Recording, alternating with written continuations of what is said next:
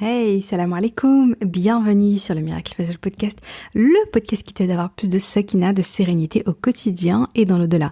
Ce podcast est pour toutes les femmes musulmanes qui veulent reprendre leur vie en main, apprendre à se connaître, lâcher prise tout en préparant leur vie après la mort. Je suis Oumaima, auteure du livre Ton dernier regard et si le jour de ta mort devenait le plus beau jour de ta vie, dans lequel je raconte l'histoire inspirante de ma maman et surtout sa magnifique mort, qu'Allah lui fasse miséricorde.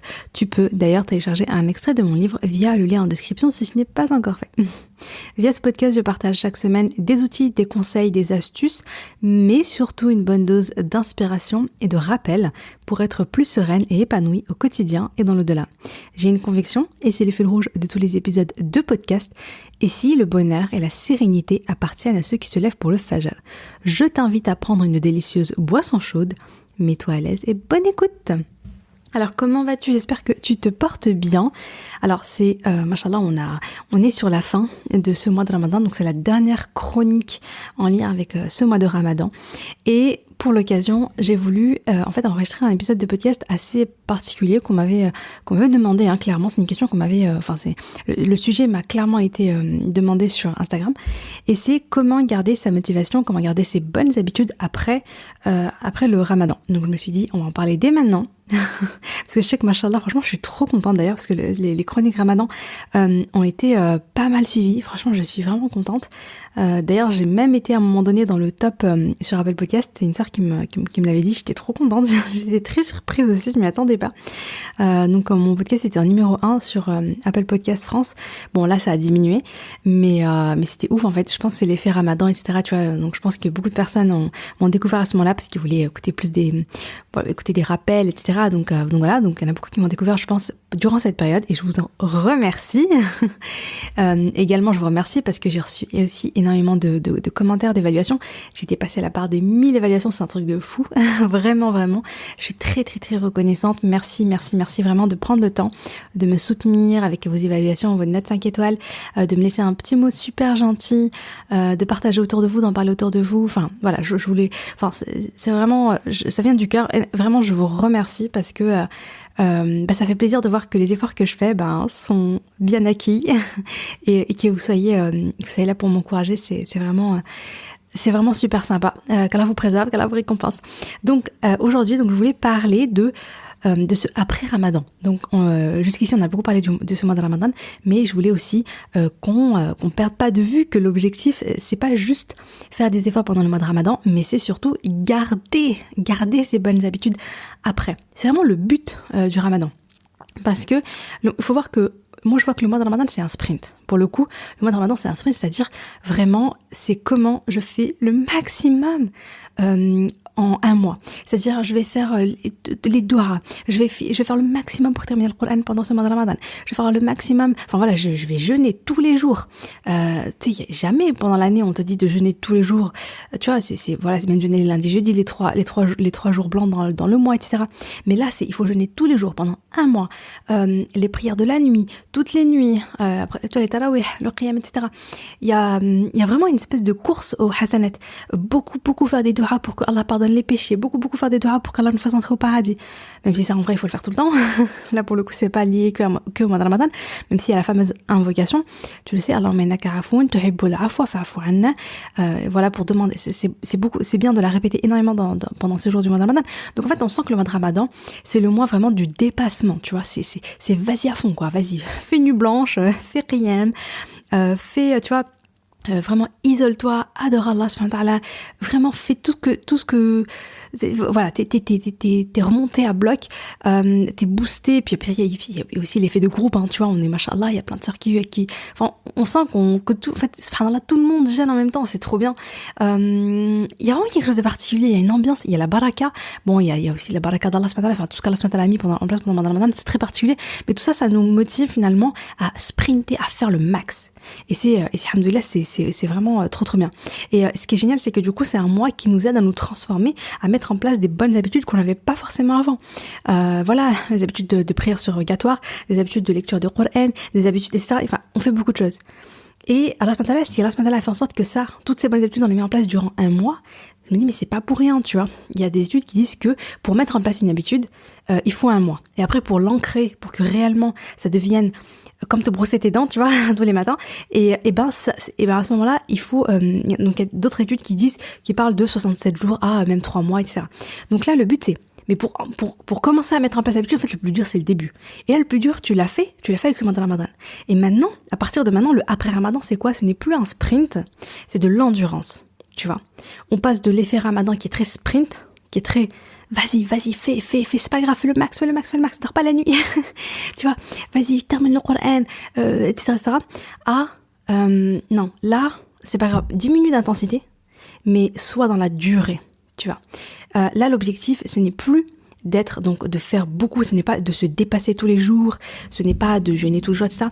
Là, le but, c'est d'être constant, même si on diminue en intensité, c'est ok. Et donc, je vais citer un hadith du prophète sallallahu alayhi wa sallam qui parle de ça. Donc, le messager d'Allah sallallahu alayhi wa sallam a dit « Faites de bonnes œuvres avec sérieux, sincérité et modération, et sachez que vos actes ne vous feront pas entrer au paradis, et que l'acte le plus aimé d'Allah, dans le sens où on n'entre pas au paradis par nos actes, mais on entre au paradis par la rahma d'Allah. Et que l'acte le plus aimé auprès d'Allah est le plus constant, cela même s'il est petit. » Donc Sahih al-Bukhari, numéro 6464. Donc l'acte le plus aimé d'Allah, c'est celui qui est constant, même s'il est petit. Même si tu lis une page par jour de Coran, tu vois, ou un verset. Même si tu fais que 2 rak'at, tu vois, avant le Fajr. Ou tu vois, mais tu le fais tous les jours. Tu fais tous les jours. Tu vois, c'est la constance. La constance, ça, c'est un acte qui est très aimé d'Allah. C'est fou, hein. Elle dit, c'est l'acte le plus aimé d'Allah, le plus aimé auprès d'Allah. La constance. Donc, tu vois, là, on va rentrer dans ça, en fait. Dans la constance. Comment je vais faire pour être constante. Et donc, l'objectif, c'est finalement de prendre les bonnes habitudes que tu as mis en place pendant le Ramadan. C'est ok si tu diminues d'intensité, mais par contre, tu vas te dire, ok, bah maintenant, ça va durer jusqu'au prochain Ramadan. Le but, c'est ça, c'est que ça dure jusqu'au prochain Ramadan. Pour garder cette constance-là, bi'inillah. Et se souvenir, là pour parler on va dire de motivation, qu'est-ce qui donne la motivation? Qu'est-ce qui fait qu'on ne lâche pas? C'est de se souvenir qu'on peut mourir n'importe quand, n'importe quel jour, qu'il peut nous arriver n'importe quoi. Je sais pas, moi je regardais je suis tombée sur une influenceuse qui en fait j'ai découvert qu'elle s'était convertie à l'islam et tout récemment. J'étais trop contente pour elle, franchement, alhamdoulilah. Et le truc c'est que bref, il lui est arrivé une sacrée mésaventure, c'est que bon, tout va bien, elle est en bonne santé, etc. Elle est jeune, elle a 23 ans, et du jour au lendemain, elle perd la vue d'un œil. En fait, en 5 jours, elle ne voit plus de son œil gauche. Et donc à la base, elle s'inquiétait pas trop, ils ont pensé que c'était une allergie, je sais pas quoi. Et puis, subhanallah, elle va à l'hôpital, on lui fait l'IRM, et là, on découvre qu'elle a une tache blanche au cerveau, et ils lui disent, en fait, on sait pas. Peut-être que c'est une tumeur, peut-être que c'est un cancer, peut-être que c'est ceci, peut-être que c'est cela, et que des choses hyper graves. Bon, pour l'histoire, finalement, en fait, c'est une inflammation du cerveau, ici, voilà, elle est en plein traitement, et qu'elle lui apporte la guérison totale à cette sœur. Mais le truc, c'est que c'est fou parce que, en fait, j'ai regardé une vidéo où elle expliquait, où elle racontait cette mésaventure, et elle disait, mais en fait, tu peux mourir vraiment n'importe quand. C'est-à-dire que là, t'es bien, elle fait des vidéos, elle a des centaines de milliers de vues, etc., elle a sa communauté, etc. Elle est en bonne santé, et puis, voilà, elle gagne sa vie, etc. Et puis voilà, subhanallah, elle découvre ça, et elle se dit, mais en fait, est-ce que je vais survivre? Est-ce que je vais vivre? Tu vois? Subhanallah. Donc, Allah subhanallah, il peut t'arriver tout, n'importe quoi, à n'importe quel moment, tu ne sais pas. Personne ne sait, en fait. Même moi, je charge le podcast, mais qui sait si demain je suis encore en vie, tu vois? Vraiment, on ne sait pas, subhanallah, ce qui peut arriver. Il y a des gens qui meurent pendant leur sommeil. Voilà, moi, je connais une personne qui m'a raconté son frère est mort pendant son sommeil. Là, sa maman est venue pour le réveiller le matin, et il a fait une crise cardiaque pendant la nuit, subhanallah. Donc il y a des choses qui arrivent comme ça, tu ne sais pas quand est-ce que tu vas mourir. La seule chose que tu sais, c'est que tu vas mourir. Et donc la seule chose que tu peux faire finalement, c'est de préparer ta mort tous les jours, en œuvrant pour Allah tous les jours. C'est pour ça que je dis, œuvre pour que le jour de ta mort soit le plus beau jour de ta vie, dans le sens, œuvre chaque jour, fais chaque jour tout ce qu'il faut, pour que si tu meurs ce jour-là, ce soit une belle journée. C'est une journée où, alhamdoulilah, t'as fait tes prières à l'heure, tu t'es levé pour le fajr, t'as lu ton Coran. Si c'était un lundi ou un jeudi, peut-être que t'avais décidé de mettre en place le jeûne, et donc t'as jeûné ce jour-là, etc., tu vois. Si tu fais ça, si tu en fais des routines, là je te renvoie, je suis en train de me répéter, je te renvoie à l'épisode de podcast sur construire ta journée idéale pour mourir. Il y a un épisode de podcast là-dessus, je suis désolée, je sais plus c'est quel numéro. Mais bon, tu vas le trouver rapidement. Mais subhanallah, le truc c'est ça, c'est crée-toi des bonnes habitudes. Rappelle-toi que tu peux mourir n'importe quand. et fais en sorte que le jour de ta mort, t'aies fait des bonnes œuvres, t'aies fait des œuvres aimées d'Allah. T'as invoqué Allah ce jour-là, tu lui as demandé de te préserver du châtiment de la tombe, de l'enfer, tu lui as demandé de te faire rentrer au paradis, tu lui as demandé qu'il soit satisfait de toi, tu lui as demandé le pardon. Ce jour-là, t'as lu du fort al-Ahad pour avoir une demeure au paradis. Ce jour-là, t'as fait tes dhikr pour qu'Allah te pardonne tes péchés. Tu l'as glorifié, tu l'as remercié, tu as été reconnaissante envers lui. Tu vois, ce jour-là, et ça vient comment? C'est parce que t'as déjà mis en place des bonnes habitudes là. Tu vois. Et donc, alors avant de parler justement de la routine du Fajr, des habitudes à mettre clairement en place, je voulais parler de l'intention. Donc moi j'ai une amie qui me disait que de Ramadan en Ramadan, elle pose des objectifs et des intentions. Et moi je trouve ça hyper bien. Je trouve ça super bien, vraiment. Et je vais lui piquer l'idée. Donc là c'est la fin du mois de Ramadan. Je vais en profiter pour revoir mes intentions, revoir mes objectifs, etc. Même si je l'avais fait donc en janvier. Mais là je vais retravailler, en tout cas surtout pour la spiritualité. Mais normalement ça devrait être un bilan sur tous les domaines. Enfin bon, et le truc c'est que pose-toi simplement la question de pose une intention, pose un objectif à atteindre d'ici le prochain mois de Ramadan. Des objectifs spirituels en termes de jeûne, en termes de Qur'an, en termes d'apprentissage, en termes de qiyam, en termes de prière, etc. Dis-toi, en fait, je veux devenir une meilleure personne d'ici le prochain Ramadan. Qu'est-ce que je veux accomplir? Qu'est-ce que je veux faire? Qui est-ce que je veux être? Quel genre de serviteur je veux être aux yeux d'Allah? Tu vois, c'est vraiment, et pour réfléchir à ça, prends le temps et pose-toi, fixe-toi une intention, des objectifs. Parce que quand tu sais où tu veux aller, quand tu sais qui tu veux devenir, quand tu sais qu'est-ce que tu veux accomplir, quand tu sais quel type de personne, quel type de routine tu veux mettre en place, etc. Quand tu as une direction, c'est beaucoup plus facile de passer à l'action. Quand tu es dans le flou, tu sais pas trop, etc. C'est là en fait où on perd de motivation. Tu vois. Mais si tu l'as clairement, tu le notes sur un papier, tu l'imprimes, tu colles, tu le mets dans tes fonds d'écran. Tu vois, tu te dis, ok, mais c'est ça que je vis, c'est ça que je veux. Et tu le mets partout et tu t'en rappelles et tu relis régulièrement. Et surtout, tu invoques Allah. Tu fais des doigts. Ya Allah, permets-moi. C'est toi qui permets. Ya Allah, tu l'invoques. Il n'y a pas de raison. Tu vois. Inch'Allah, tu vas atteindre cet objectif-là et tu vas devenir la personne que tu souhaites être, Inch'Allah. Et donc, moi, ce que je pense, c'est que pour être constant et pour vraiment garder ses bonnes habitudes et garder sa motivation sur le long terme, c'est se créer une routine du Fajr. Et franchement, alors là, il n'y a pas mieux. Vraiment, se créer une routine spirituelle du Fajr et ensuite également une routine pour prendre soin de sa santé physique, sa santé mentale. Mais d'abord, se créer donc une routine. Là, on parle de spiritualité, on parle de après Ramadan, comment se rapprocher d'Allah subhanahu wa ta'ala, comment continuer en fait ses adorations, comment vraiment garder cet élan, subhanallah, qui nous a porté pendant le mois de Ramadan, le continuer après. C'est vraiment donc par une routine Fajr spirituelle. Donc déjà, je te conseille de télécharger si c'est pas déjà fait, mon guide du miracle Fajr, parce que j'ai un guide où justement je te parle, je te donne le plan d'action précis en 7 jours pour te lancer, pour démarrer ta routine, et je te donne vraiment des idées, enfin voilà, je te donne un plan d'action qui est quand même assez précis, mais voilà, en tout cas, prends le temps de te poser la question à quoi tu voudrais que ta routine Fajr ressemble en fait. Et c'est important, même si elle est pas très longue au début, tu vois, même si elle est assez courte. Là, ce qui est trop bien, c'est que tu as déjà mis en place l'habitude de te lever au Fajr. Il y a beaucoup de personnes qui me disent « Ouais, mais c'est trop dur pour moi de me lever au Fajr, c'est trop dur, j'arrive pas, je me laisse à sortir de mon lit. » Mais là, la plupart des gens, ils se lèvent. Pourquoi? Parce qu'ils ont faim. Voilà, la plupart des personnes se lèvent, alhamdoulilah, pas que pour cette raison. Bien sûr, ils se lèvent pour manger, mais ils se lèvent aussi parce que voilà, alhamdoulilah, ils veulent prier le Fajr à l'heure, ils veulent faire leurs invocations le matin, etc. Donc il y a cet élan du Fajr durant le Ramadan. Et là, l'objectif, c'est donc de continuer, en fait, de garder en place cette routine. On a mis en place cette routine, on la garde. On l'ancre dans le temps, sur le long terme, Inch'Allah. Et donc voilà, donc on continue à se lever pour le Fajr. Et si jamais au réveil, tu as des choses qui disent oui, mais machin, mais voilà, tu jeûnes pas demain, donc vas-y, snooze ton téléphone et rendors-toi. Non, tu écoutes pas cette voix-là, t'écoutes pas ces ouest-ouest, non. Ce que tu fais, c'est que tu fais la méthode de la fusée, donc j'en parle d'ailleurs dans mon guide du Miracle Fajr.